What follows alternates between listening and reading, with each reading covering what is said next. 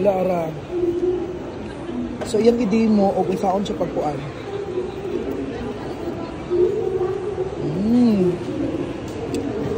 Brand new na guys.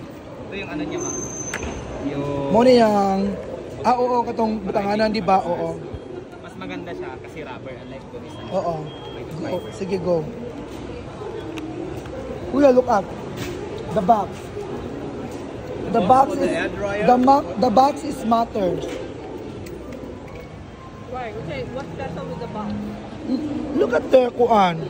Hello. Nas ganun color classmate. Oh my God. I like the color. Especially the anak-anak gingging.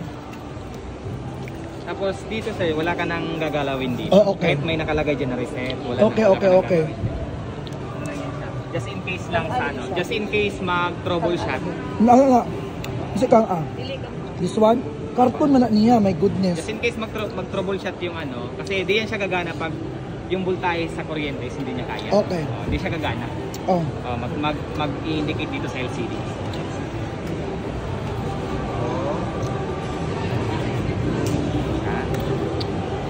On. Guys, on. Then, yan po yung isi-set natin. So, ilalagay ko sa English. English. English. Okay. Tapos, ilalagay ko siya sa degrees. Yung sa ano, Celsius. Okay. Oo.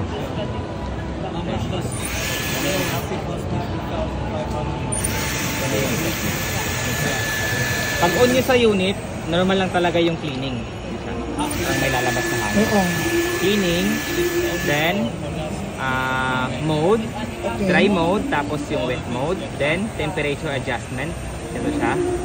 Pag wet mode, iba-iba yung temperature adjustment niya. Yung wet mode is 80 degrees yung minimum, maximum 140. Pag naka-dry mode, minimum niya is 120, 140. Yung boost is 180.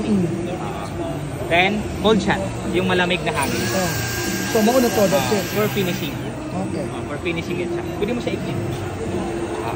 Then, fan adjustment. Kung gusto niya low lang yung fan, tapos high. Yan lang po. Tapos maintenance, dito kayo mag-ano. Ito lang po yung linisan niyo. Pwede kayo maglinis ito. Okay. Pwede niyo siya basahin.